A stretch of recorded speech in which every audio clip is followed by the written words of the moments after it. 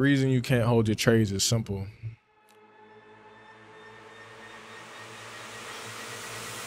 You're traumatized.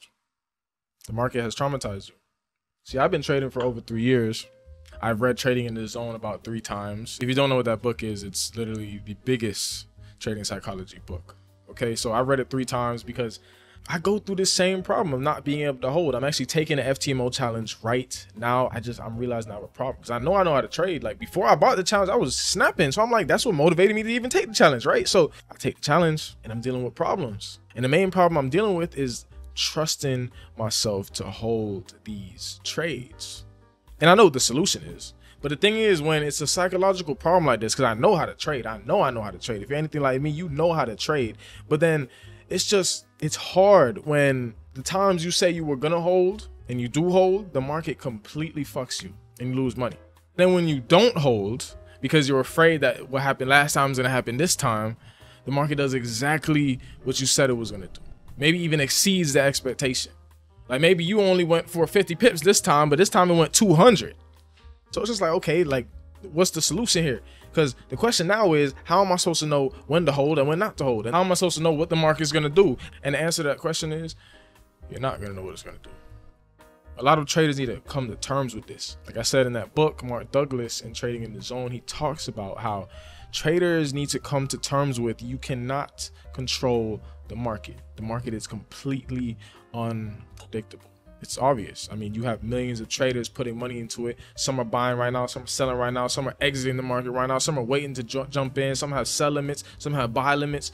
You see how many variables there are because there's so many people putting money into this market. How, unless you're able to read minds, are you going to be able to know exactly what this market is going to do? Now, because you understand that the market is this unpredictable variable, you won't know what the market is going to do next, but that's where your plan comes in. That's why we sit there and back test, right? And then we try to find patterns that increase the odds of our success. That's simple. It's really that simple. When you back test, you should also be back testing how big should your stop loss be? How big should your take profit be? You need to know the average for both. You should know generally based on your pair. If you really know this pair, you trading this for years, but you don't know generally how many pips does it move per move. Generally, because there is an average. That's why we all use these moving averages, right?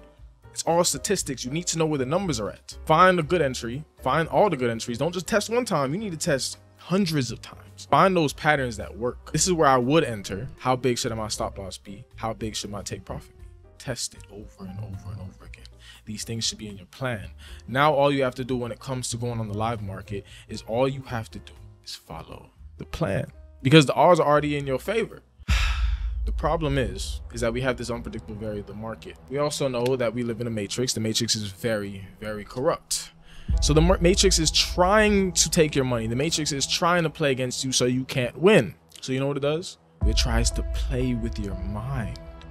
See, I don't call it the market. I call it the devil market, because that's what it is. It's just like the devil. It's manipulative. It's deceptive. It's trying to seduce you from exiting that trade that you just should have held. You know how to trade. You have to understand this. You know how to trade. The problem is now you're dealing with this mental battle. See, me, for example, I've had the same problem happen to me today. Start off in a great trade. I did my analysis and everything like that. Then my mind starts to chatter. Then my mind starts asking me, maybe it could go the other way. And the market does something that confirms that thought. And then now that's the only side I can see. Now I can only see it going in that way. What's crazy is and this is reason number one why you can't hold that trade, if I stopped watching the market so much, if I stopped staring at the market, and if I literally detached from it. Buddhists believe that attachment is the cause of humans' suffering. Maybe that's true, because I got perfect entry on this trade like usual, but after I woke up in the morning, because I was preparing for the news that was coming out at 8:30, when I saw that candle close the way it closed, it's almost as if the devil market started whispering in my ear. The perfect entry that I got was closed, and I switched bias. I bet you can guess what happened next.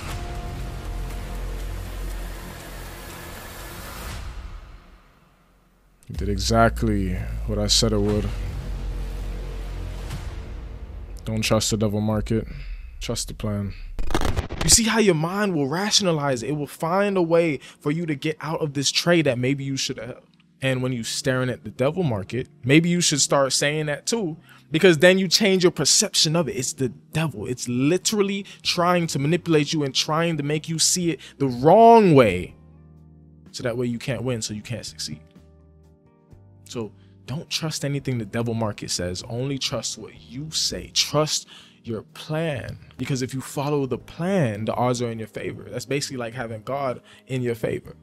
That's what it is. Now you just have to have faith in your plan. I don't think people understand how deep these trading plans are. Like, it's really, it's down to discipline. If you can't be disciplined enough to stick to what you say, and this is reason number 2 why you can't hold that trade. If you're not practicing being a man of your word, having discipline, you're going to backtrack on what you said you were going to do. If you say it, you should mean it. So now you need to practice this in your real life too. These things happen all this week and it's just been fucking with my head, bro. The psychology is insane, but you got to deal with it. Take accountability. It's my fault. How can I change my mental environment, right? I play this game now where anytime I'm going to do something, I lay the law of what I'm going to do, right? Like for when I came here to record this video, I went on YouTube. I was about to change the beat I was going to play in the background. I was going to second guess myself. And then I said, nah. Practicing being disciplined. Practicing being a man of our word. If I said I was going to use this beat, we're going to use this beat. It's that simple. And just doing that, I just gained XP now into my discipline to be able to hold my trades and stick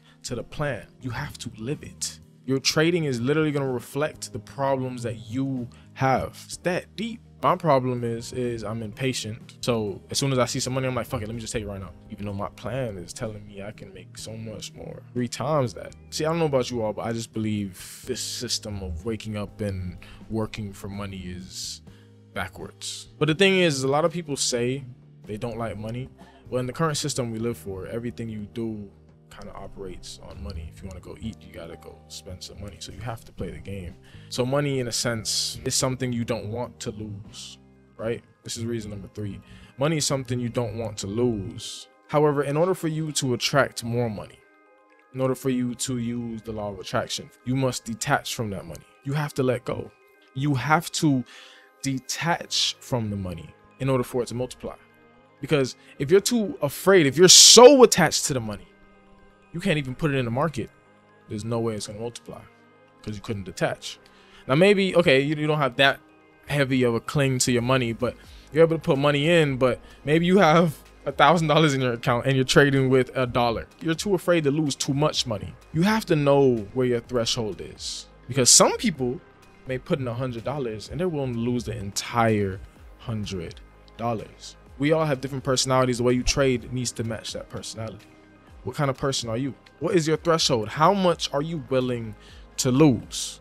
And that's number 3. You must accept the risk. Because if you don't accept the risk, anything going against your current position is going to trigger you. It's going to trigger your emotions, that feeling of loss. If you want to motivate humans, you must show them something they could potentially lose, something negative. See, what Stoics would do, Stoics would think of the worst case scenario. They imagine that worst case scenario in this example of trading. That would be, okay, I have maybe $500 in my account. If I lose this trade, I'm going to be at $400. Think of the worst case scenario and then ask yourself, am I okay with this result? Am I okay with this outcome? If the answer is yes, take the trade. Now, if the answer is no, but you still force yourself to enter the trade, just $1 in the opposite direction, and it may trigger you to get out. Stop staring at the charts, because now that mind chatter is going off, our minds are going to rationalize that we're wrong, or maybe rationalize that you need to get out, that you need to take your money right now, because our minds have what we call the pain avoidance mechanism.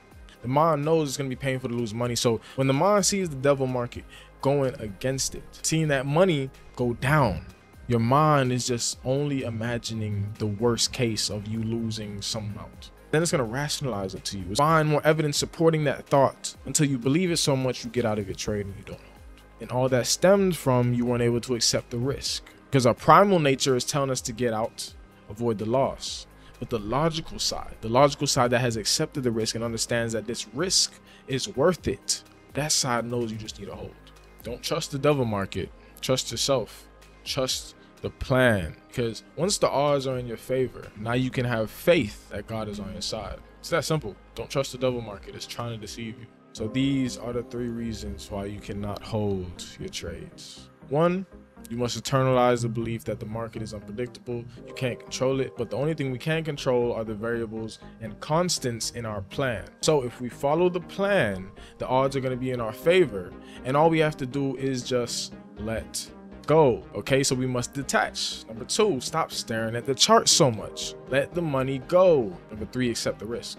Right now, I'm also taking the FTMO challenge. So this is just what I'm dealing with psychologically this week. I journaled all these trades. I was going to make a video for it, but I think this will be more helpful for you all. And I will update you guys on the account balance in week 2.